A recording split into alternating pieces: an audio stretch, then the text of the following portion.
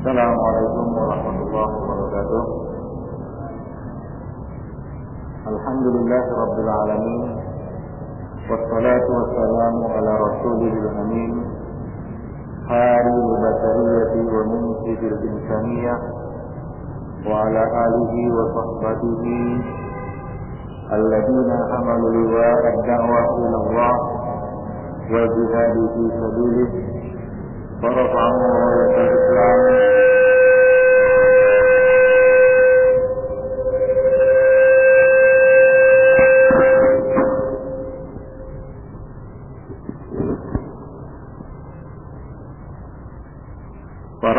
راية الإسلام خفاقة في المشرق والمغرب حتى علت كلمة لا إله إلا الله وعلى من اهتدى بهديه واستنى بسنته ودعوته إلى يوم الدين أما بعد.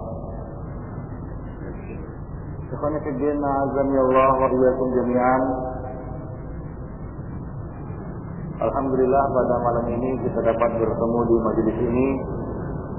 Seperti biasa kita membuka majelis tiap Jumat malam Sabtu ini, yang mana mulai pada malam ini kita akan membahas sebuah kitab yang berjudul Wasaya Rasul ila likulli muslimin yabhasu anis sa'adah. Wasiat-wasiat Rasulullah bagi setiap muslim yang mencari kebahagiaan, yang ditulis oleh Usama Naim Mustafa. Buku ini sudah diterjemahkan dalam bahasa Indonesia dengan judul 58 wasiat Nabi kepada setiap muslim. Buku ini berisi 58 wasiat yang disampaikan oleh Nabi sallallahu alaihi wasallam untuk setiap muslim yang mencari kebahagiaan, yaitu yang ingin meraih kesuksesan dalam hidupnya. Sesungguhnya Rasulullah sallallahu alaihi wasallam adalah suri tauladan yang agung bagi setiap umat manusia. Terpancar pada diri beliau seluruh tanda-tanda dan sifat-sifat yang mulia, akhlak yang luhur, kasih sayang dan sifat pemurah dari hati beliau sallallahu alaihi wasallam. Demikian pula yang tertuang dalam wasiat-wasiat yang disampaikan oleh beliau, memancarkan kebaikan-kebaikan dan kasih sayang kepada siapa saja yang menerima wasiat-wasiat tersebut.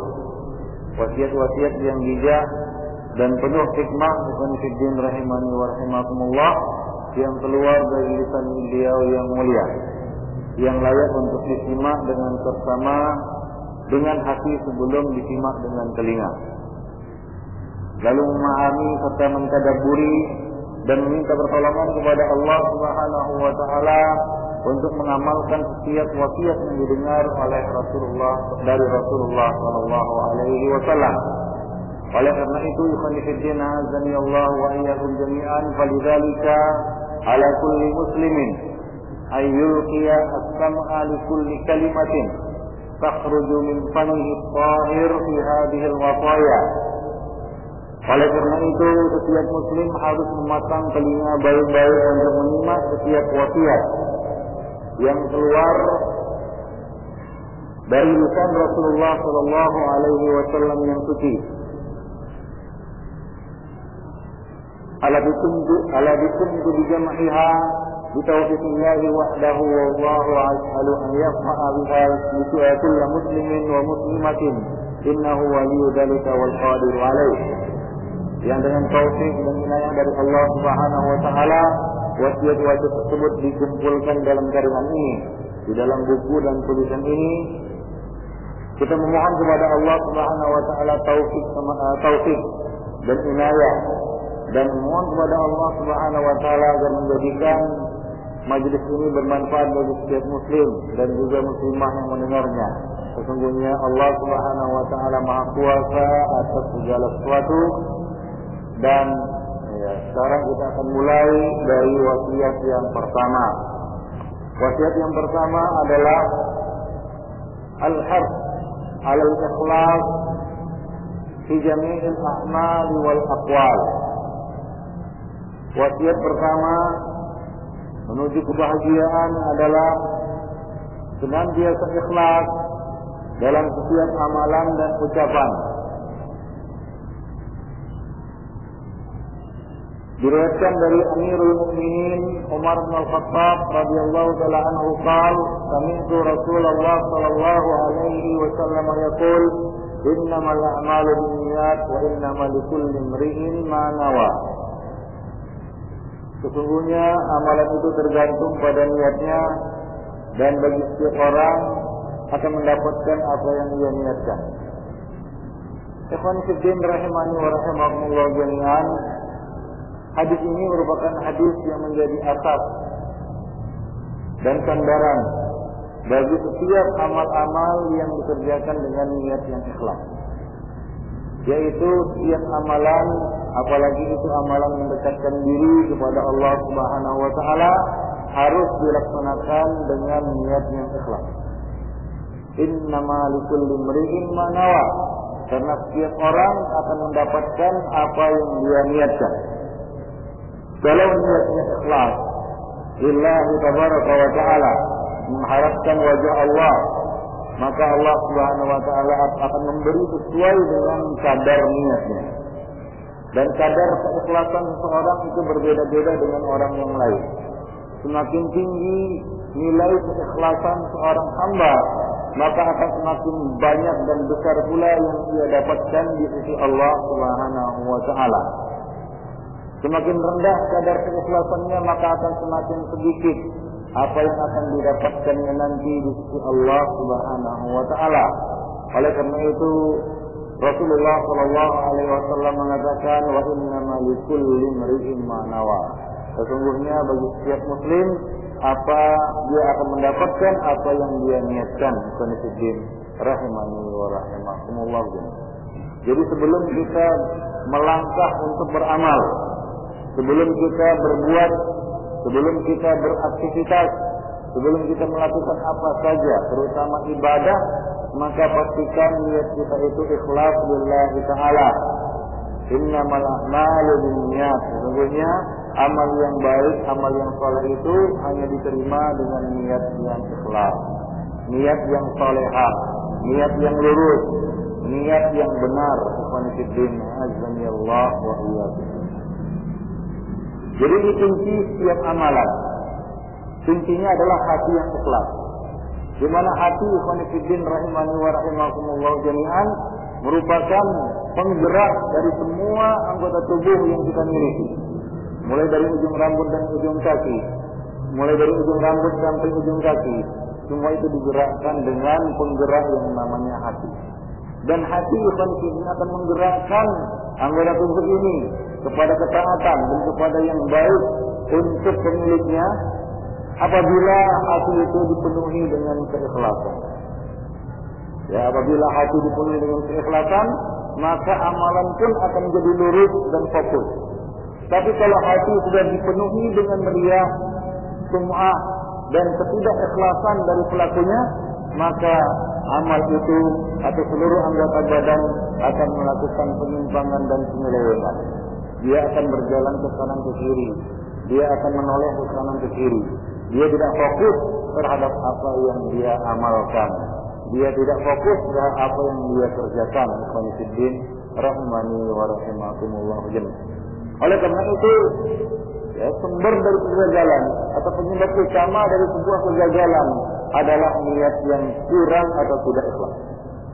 Sedekah akan gagal kalau dikeluarkan, kalau dilakukan dengan niat yang tidak ikhlas, dan akan membawa bencana bagi orang yang melakukannya.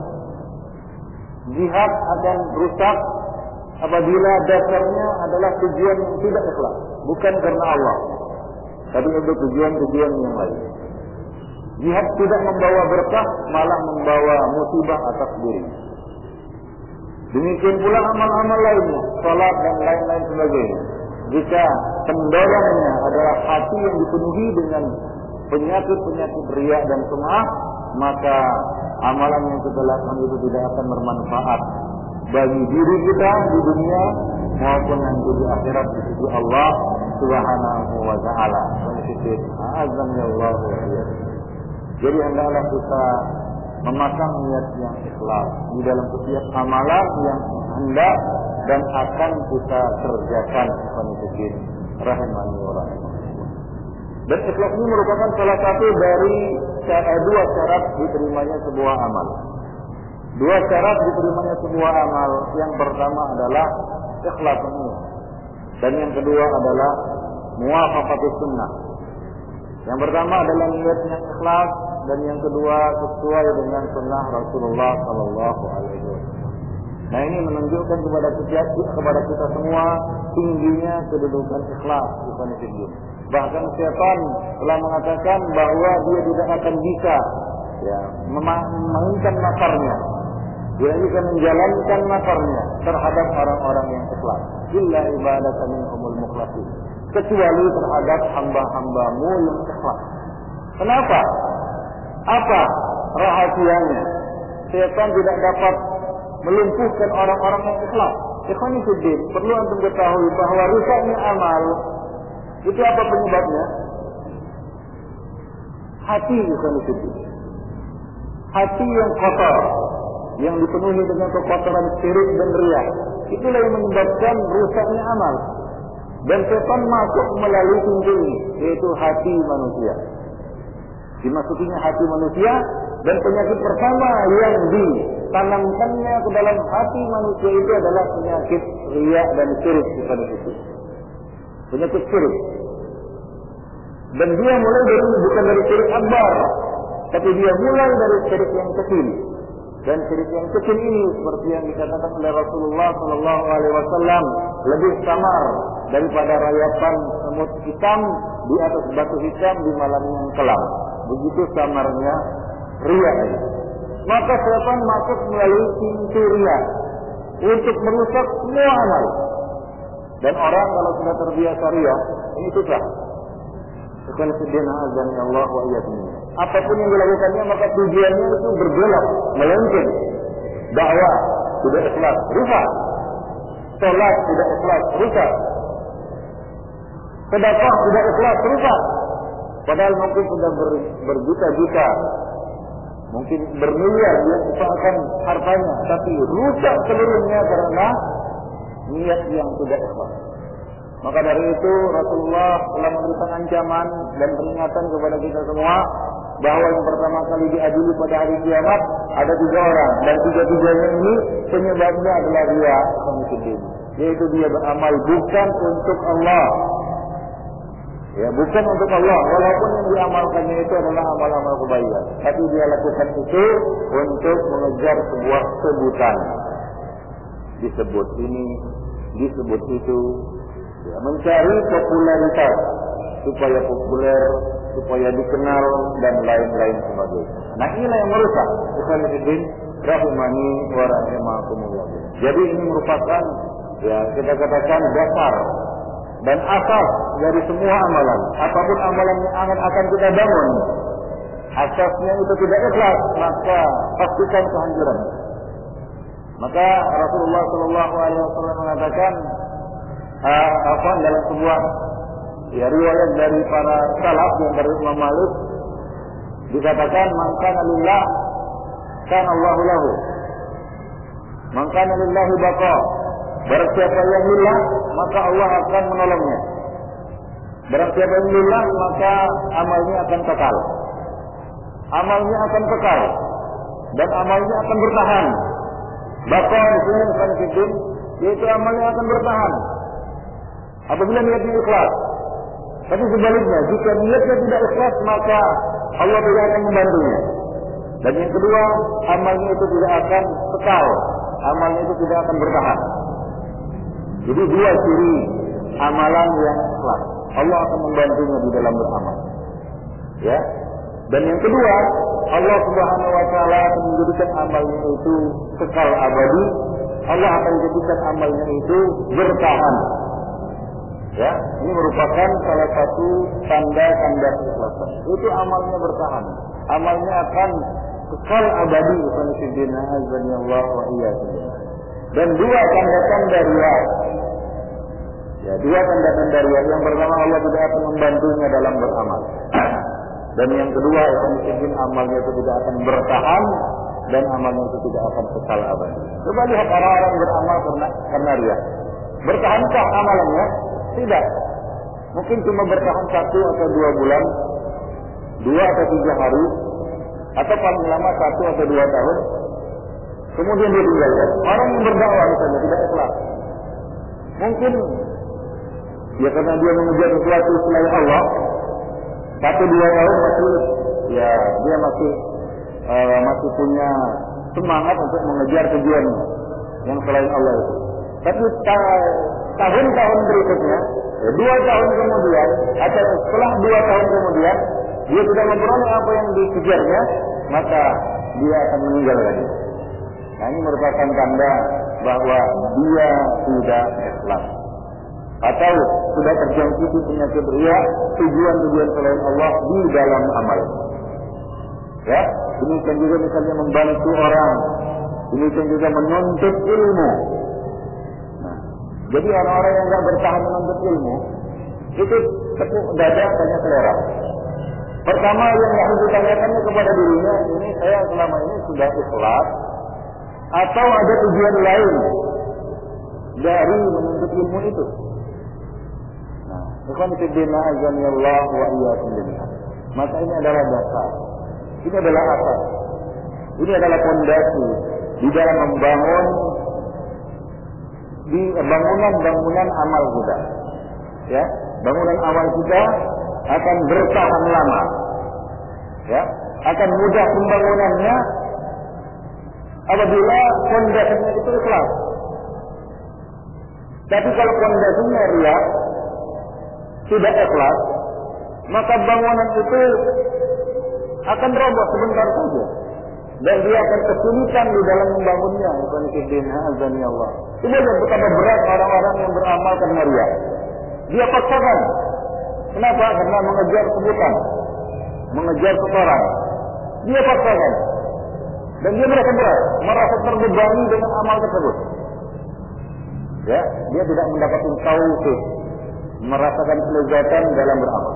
Dan itu merupakan satu perkara yang berat yang menimpa kepalanya. Berat dia beramal. Yang kedua, amalnya tidak akan bertahan. Coba lihat, mungkin 1-2 hari kemudian karena terus merasa keberatan dan menjadikan itu suatu beban, merasakan suatu beban yang berat menimpa dirinya, dia akan tinggalkan amal itu. Ini pasalnya, ya pangkal penyebabnya, ya faktor penyebab yang paling utama terjadinya hal semacam itu adalah niat yang tidak ikhlas. Jadi dalam semua amalan yang kita lakukan, pastikan ya bahwa yang kita kerjakan ini lillahi tabaraka wa ta'ala. Ya lillah. Tidak mengharap sebutan, tidak mengharap materi apapun, tidak mengharapkan pujian dan lain sebagainya. Ya, semata-mata lillahi tabaraka wa ta'ala.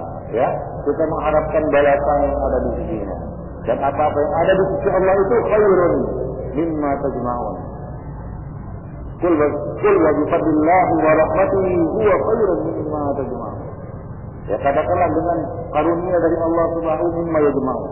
Katakanlah dengan karunia dan rahmat dari Allah Subhanahu wa taala, sesungguhnya itu lebih baik daripada apa yang mereka yang manusia kumpulkan, yang berupa harta-harta dan materi-materi ataupun kedudukan-kedudukan, gelar-gelar, jabatan-jabatan dan lain sebagainya. Ikhwanifiddin rahimani wa rahimakumullah. Dan ingat bahwa mengharapkan ya wajah Allah di dalam beramal bukan berarti antum tidak mendapatkan manfaat dan barokah dunia. Banyak orang-orang yang mengejar ikhlas, dia tidak mengejar dunia, tapi dunia datang kepada. Ya, dalam sebuah hadis Rasulullah mengatakan barang siapa yang Allah ya, yang menjadi tujuan. Ya, barang siapa yang beramal Allah menjadi tujuannya, yaitu mengejar ridha Allah, maka Allah Subhanahu wa taala akan mengumpulkan urusannya, artinya akan memudahkan urusannya. Ya, dan Allah Subhanahu wa taala akan memberikan kepadanya dunia. Ya. Suka atau tidak suka dunia itu datang kepadanya. Ya. Walaupun dia tidak mengharapkan dunia itu, tapi dunia itu akan datang kepadanya wahya rahimah. Suka atau tidak suka.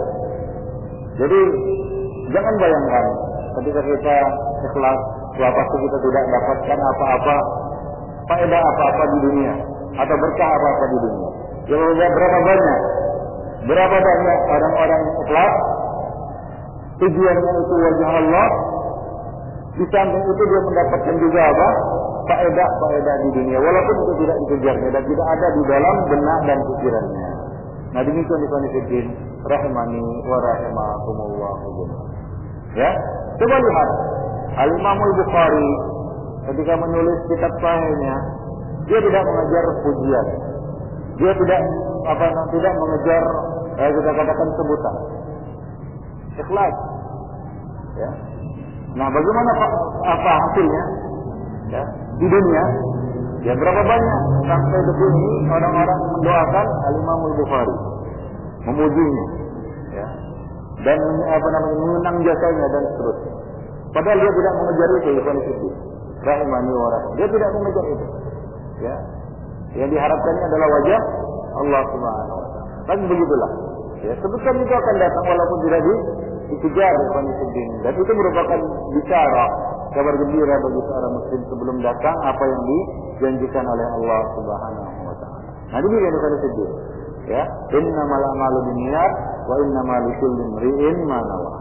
Diriwayatkan dari Abdullah bin Abbas dari Rasulullah dalam sebuah hadis qudsi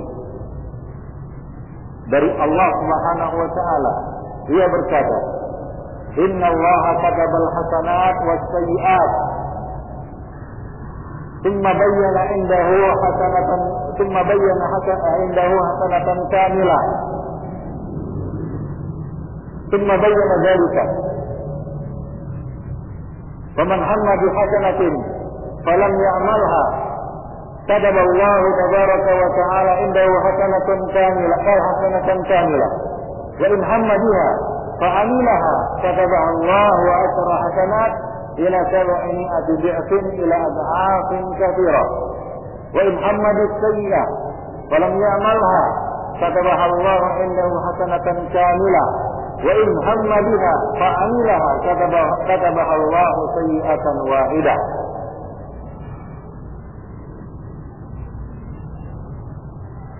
Sesungguhnya Allah Subhanahu wa taala telah menulis setiap kebaikan dan keburukan. Kemudian dia menjelaskan, barang siapa berniat melakukan sebuah kebaikan, barang siapa berniat melakukan sebuah kebaikan, namun ia mengurungkan niat,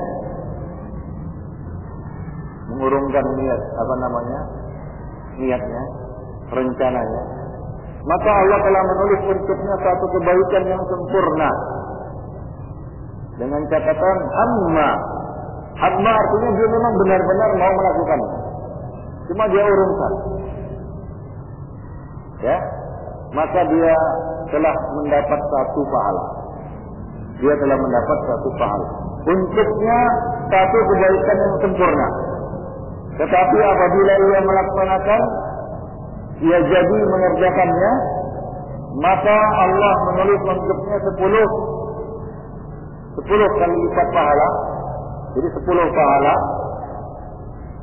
hingga dilipat gandakan sampai 700 kali lipat kebaikan. 700 kali lipat pahala. Atau dilipat gandakan lebih dari itu. Ila ad'afin katsira. Atau kelipatan yang lebih banyak lagi yang hanya Allah Subhanahu wa taala yang tahu. Jadi enggak usah hitung-hitung pahala, ya. Walaupun Rasulullah telah menyebutkan janji pahala-pahala tertentu. Tujuannya adalah memotivasi kita. Tapi ingat, ada satu yang lebih memotivasi kita dari mengingat jumlah pahala yang diberikan, bahwa Allah akan melipat gandakan ila ad'afin katsira, sampai kelipatan yang hanya Allah yang tahu. Lalu bagaimana kelipatan pahala ini bisa membengkak banyak? Yaitu dengan keikhlasan tadi. Keikhlasan. Dan kesulitan Ya, di dalam tingkat kesulitan di dalam melakukan amalan tersebut. Semakin sulit kita lakukan, maka akan semakin berat juga timbangan pahala. Semakin ikhlas, maka semakin tinggi juga nilai pahala dan semakin banyak juga kelipatannya. Ya, adapun dari sisi tingkat kesulitan amal, itu kita tidak mau menulis-nuliskan amal. Tapi kadang-kadang datang ujian dari Allah, ya, hingga amalan yang kita lakukan itu menjadi sulit. Jangan mengeluh, karena ini adalah, ya, kita katakan satu kesempatan kita untuk melipat gandakan pahala sampai kelipatan yang Allah hanya Allah yang tahu berapa kelipatan, ya, hanya Allah yang tahu berapa kelipatan. Adapun dari sisi ikhlas, nah kita bisa mengasah keikhlasan kita sampai kepada derajat yang paling tinggi, yaitu apa? Anta abudallah ka'annaka tarah, fa in lam takun tarahu fa innahu yarak. Sampai kepada derajat muhsinin, ihsan.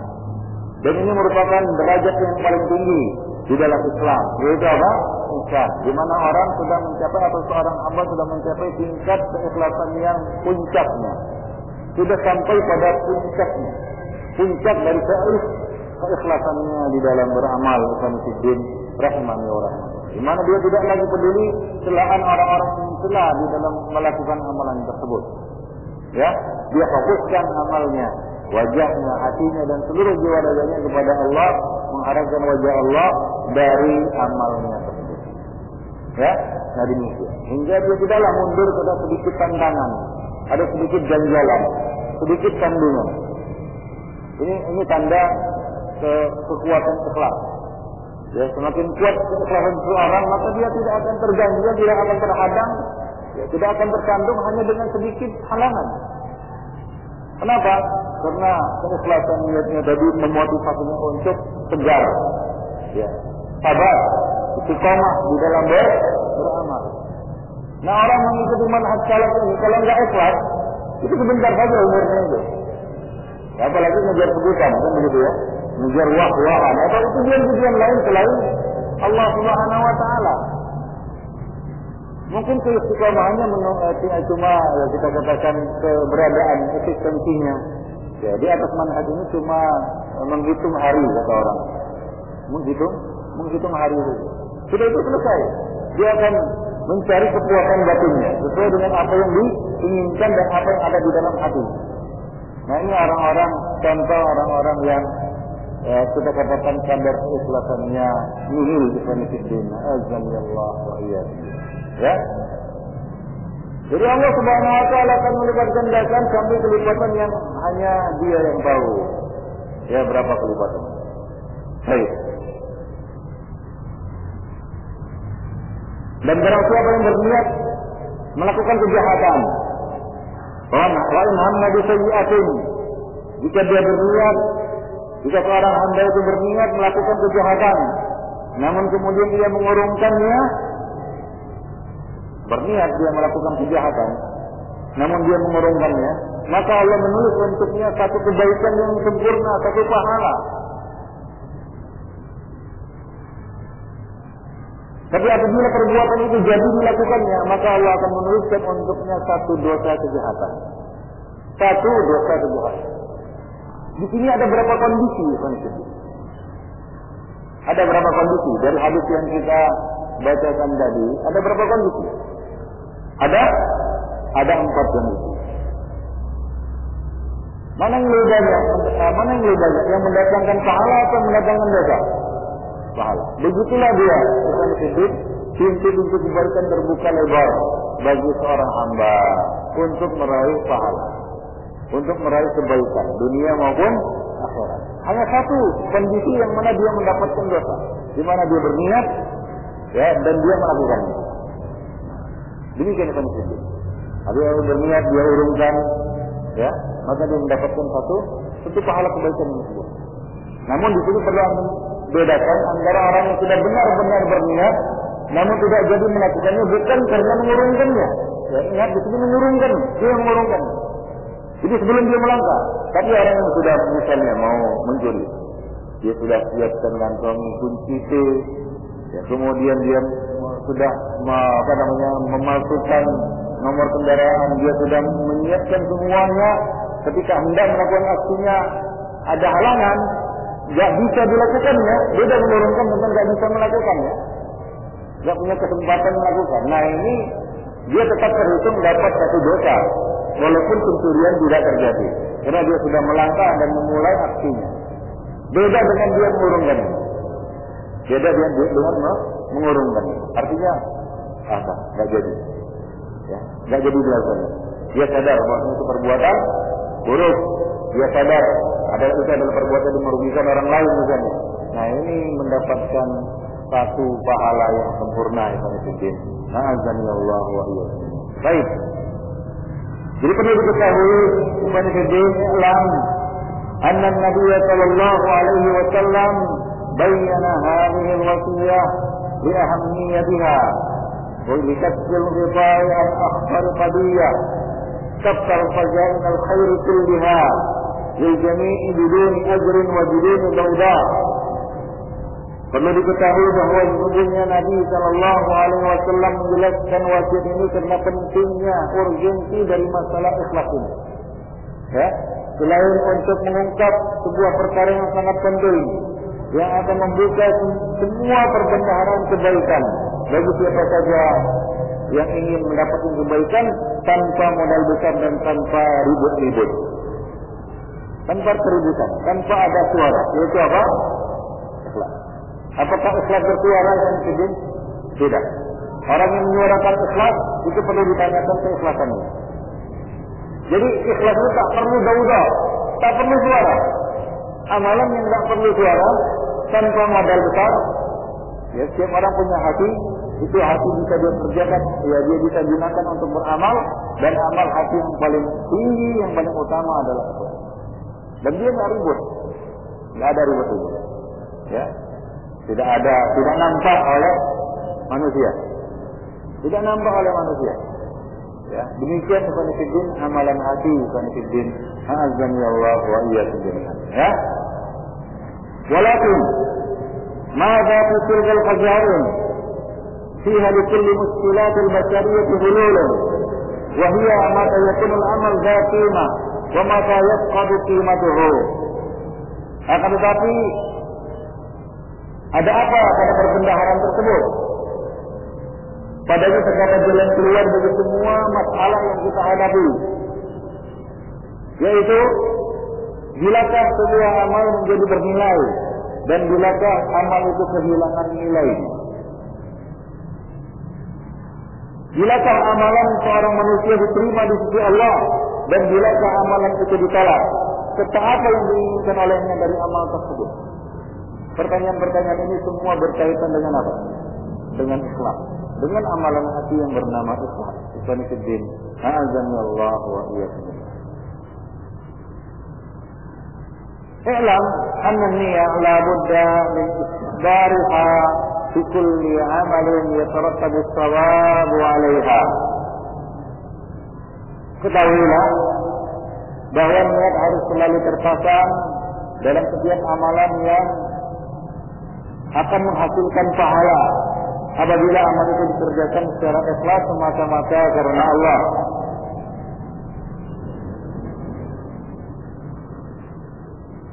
ولأن الإخلاص أيضا شرط لقبول العمل ولأن الله لا يقبل من العمل إلا ما كان خالصا لوجهه الكريم. Dan juga ketahuilah bahwa ikhlas merupakan syarat diterimanya amal, dan sesungguhnya Allah Subhanahu wa taala tidak akan menerima dari sebuah amal itu kecuali yang ikhlas karena mengharap wajahnya yang mulia. Ya, jadi ini perlu diketahui bahwa ikhlas merupakan syarat diterimanya sebuah amal. Tadi sudah kita sebutkan dua syarat. Syarat yang lain adalah sesuai dengan sunnah Nabi. Kalau untuk syarat yang kedua ini, ya masing-masing kita mungkin bisa melihat salat seseorang sudahkah sesuai dengan sunnah Nabi atau belum. Ketika Nabi melihat seorang hamba, ketika Nabi melihat seorang Arab Badui sedang mengerjakan salat tapi tidak sesuai dengan sunnah beliau, Dia berkata, "Irji fasalli fa innaka lam tusalli." Kembali dan ulangi salat karena kamu belum salat. Nampak salahnya. Itu syarat yang kedua. Kalau antum melakukan takbir atau melakukan amal apapun tak sesuai sunnah, maka di sana banyak beribu pasang mata yang akan memarisi antum. Banyak kaum muslimin yang rahim kepada antum, yang sayang kepada antum dan menasihati antum. Ya, yang menasihati antum dengan benar, sabar dan rahmah, kasih sayang. Akan mengadakan bulan, salah itu. Takbir bukan begitu. Bulan salah. Salah itu. Doa bukan begitu caranya. Ya, akan ada saudara-saudara antum yang menasihati dan meluruskan amalan. Ketika antum sudah dikoreksi, antum memperbaiki. Kita memperbaiki amal kita yang sesuai dengan sunnah. Ya. Sedikit demi sedikit, cara salat kita terkoreksi. Kalau dulu salah takbirnya, salah rukunnya, nggak ada tumaknina, nah ini udah dikasih tahu, udah belajar. Nah, akhirnya kita dapat sholat dengan lebih sempurna daripada sebelumnya. Mulai dari takbir sampai salat. Sesuai dengan sunnah Rasulullah. Buku sifat sholat sampai lutut, bolak-balik itu sudah selesai. Jadilah sholat kita dari takbir sampai salam sesuai dengan sunnah. Apakah kita merasa tenang dan aman? Belum. Ada satu ujian yang sangat berat dari amal kita. Apakah itu diterima atau tidak? Yaitu apa? Syarat yang pertama yang nggak nampak dan nggak bisa dikoreksi oleh orang lain. Ketika antum sholat Allahu Akbar sampai salam, kita selalu yang melihat nggak ada perkara yang menyimpang dari sholat. Semua sesuai dengan sunnah Nabi. Atau ada dalil-dalil yang menjadi dasar amalan tersebut. Tinggal satu masalah. Apakah ketika dia mengerjakan salat tadi ikhlas atau tidak? Wallahu a'lam. Ya. Allahu a'lam bima fi suduril alamin. Hanya Allah yang Maha tahu apa yang ada dalam hati manusia. Enggak akan ada, jangan tunggu orang lain menegur keikhlasan antum. Fulan, kamu enggak ikhlas salat tadi. Kayaknya enggak akan ada orang yang bisa mengoreksi hati antum atau kadar keikhlasan antum. Tingkat keikhlasan antum. Enggak ada yang bisa mengoreksi. Nah itu terpulang kepada kita yang mengamalkan. Oleh karena itu koreksi ya ikhlas ini ya tertuju kepada kita yang punya hati. Ikhwanuddin azani Allah wa iyyakum. Jadi ini harus banyak-banyak kita ya keikhlasan kita hingga kita sampai kepada keikhlasan yang lebih sempurna. Ya, keikhlasan yang paling sempurna adalah keikhlasan para nabi. Gak ada yang menandingi dengan keikhlasan para nabi dan rasul itu. Ya, nah demikian. Jadi marilah kita mengasah ya tingkat keikhlasan kita hingga sampai kepada tingkatan yang lebih sempurna daripada sebelumnya. Qanifuddin, a'azani Allah wa iyyakum. Baik. Ya. Wa inna man amma bi hasanatin kutibat lahu hasanah wa illam ya'malha. Bahwasanya sesungguhnya siapa saja yang berniat melakukan kebaikan maka akan ditulis baginya pahala kebaikan walaupun ia belum sempat melakukannya. Karena niat berbuat baik adalah sebab diamalkannya kebaikan tersebut. Ya, niat kebaikan itu tidak akan muncul tanpa niat berbuat baik. Dari mana perbuatan baik itu muncul? Karena ada niat berbuat baik. Ya, karena yang namanya kebaikan, ketaatan itu bukanlah amalan atau suatu perbuatan yang ya kita katakan terjadi secara refleks, tak sengaja. Tidak ada. Bukan itu. Dan setan tidak akan mengarahkan manusia untuk berbuat baik. As-syaitan ya'idukumul faqr wa ya'murukum bis-su'. Sesungguhnya setan itu menjanjikan, menakut-nakuti kamu dengan apa? Kefakiran. Ya, dan menyuruh kamu untuk berbuat keji. Jadi jangan menunggu setan untuk mendorong antum melakukan kebaikan. Jadi dorongan untuk berbuat baik itu adalah suatu amalan yang juga berat. Keinginan untuk berbuat baik, muncul keinginan berbuat baik, itu kan berat. Belum lagi mengamalkannya. Maka Allah menilai, memberi nilai dari keinginan, ya, niat seorang hamba untuk berbuat baik. Sedekah misalnya. Kalau nggak ada niat, tidak ada himmah, ya, tidak ada rencana untuk bersedekah, bagaimana antum bisa bersedekah? Apakah mungkin orang mengeluarkan atau kita katakan mengeluarkan duit dari kantongnya tanpa sengaja begitu kemudian memberikannya tanpa ada niat apa-apa? Tak mungkin kan itu, karena duit adalah barang yang berharga, nggak akan dikeluarkan tanpa niat. Ya, jadi munculnya niat untuk berinfak bukan itu juga tidak nilai. Itu dinilai oleh Allah Subhanahu Wa Taala satu pahala. Jika dilakukan, maka akan apa? Akan dilipat gandakan 10 kali lipat. Makin tinggi keikhlasan sampai 700 kali lipat. Sampai kepada keikhlasan yang lebih sempurna lagi, Allah melipat gandakan sampai kelipatan yang hanya Dia yang tahu berapa kelipatan. Nah, minimal antum punya niat. Orang yang punya niat, orang yang punya keinginan keras, kalaupun sekarang terhalang, ya dia mau berinfak tadi, tiba-tiba di telepon anaknya sakit, terpaksa beri obat dulu, ya, atau uangnya hilang, dia tak sempat berinfak, dia sudah tertulis satu pahala, bukan itu. Sudah ada keinginan untuk berinfak, yang mana apabila ada kesempatan lain, maka dia akan segera berinfak. Nah, ini orang sudah punya niat, sudah ada niat tertanam dalam hatinya untuk berbuat baik, maka tinggal menunggu kesempatan juga untuk berbuat baik. Ada orang yang dia mau mendengarkan nasihat dan mau mengikuti ajaran yang lurus, ajaran yang benar, akidah yang benar. Dia sudah punya niat, tapi belum dapat taufik bertemu dengan saudara-saudaranya. Karena ini tinggal tunggu waktu itu. Apabila bertemu, ya, ada jalan bersambut, maka dia segera akan menyambutnya. Tapi kalau enggak punya niat, di samping rumahnya, bahkan di samping telinganya, dia enggak akan mau mengikutinya. Azan ya Allah wa iya. Nah, itulah dia pengaruh dari apa? Niat yang benar, niat yang saleh, dan niat yang ikhlas. Jadi kan azan ya Allah wa iya.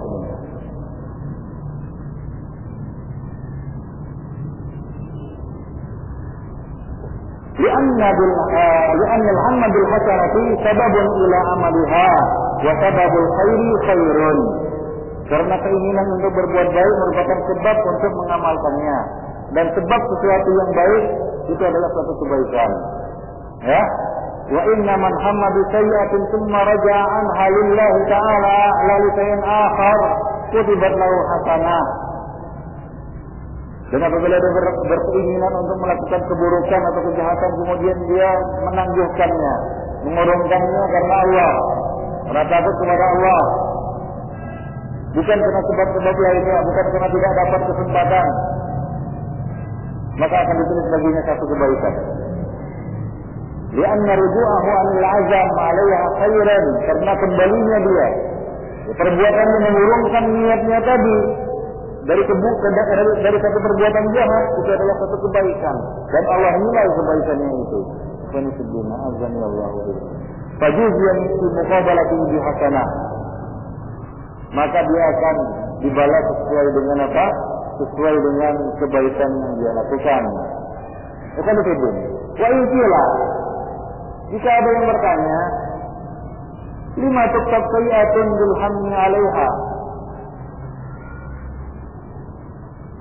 Jika ditanyakan, mengapa tidak ditulis satu dosa karena meniatkan kejahatan? Belum melakukan aksi, ya, masih punya niatan buruk lah kita kata. Niatan buruk, keluar dari rumahnya untuk menyebarkan namimah, punya niatan buruk. Kenapa tidak ditulis tapi dosa karena meniatkan kejahatan. Maka jawabnya kalau jawab innal hamma birruju' muta'akhkharun fayakunu nasikhan lil hammi al-mutaqaddim. Mithla qawlihi ta'ala innal hasanat yudhibna as-sayyi'at. Jawabnya adalah sesungguhnya keinginannya untuk tidak melakukan kejahatan itu datang belakangan. Ya, datang belakangan. Sebelum atau sudah niatnya berbuat jahat. Maka keinginan itu menghapus keinginan yang pertama. Mansuh keinginan yang pertama berganti dengan keinginan yang kedua. Ya, hal itulah yang disebutkan Allah Subhanahu wa taala dalam firman-Nya, "Innal hasanat yudhibna sayyi'at. Ittabi'is sayyi'atal hasanata tamhuha." Ya, sesungguhnya perbuatan-perbuatan yang baik itu menghapuskan dosa perbuatan-perbuatan yang buruk. Nah, demikian yang disebut surat Hud ayat 114. Nah, demikianlah yang berkaitan dengan wasiat yang pertama menuju kebahagiaan, yaitu senantiasa ikhlas dalam setiap amalan dan ucapan kita. Nah, demikian mudah-mudahan Allah Subhanahu wa taala mencurahkan dan melimpahkan kepada kita niat yang ikhlas dan amal yang saleh. Sungguhnya Allah Subhanahu wa taala Maha Kuasa atas segala sesuatu dan Maha kuasa atas segala sesuatu. Ikhwan fillah azanillah wa jami'an. Demikianlah ya, insyaallah pada pertemuan yang akan datang kita lanjutkan dengan wasiat yang kedua insyaallah ya. Masih dalam buku Wasiat Rasul Likulli Muslimin Yabhasu 'anil Sa'adah. Wasiat-wasiat Nabi bagi siapa saja atau bagi setiap muslim yang menghendaki atau mencari kebahagiaan. Ya, qulu qali hadza wa astaghfirullah li wa lakum wa lisa'iril muslimin innahu huwal ghafurur rahim.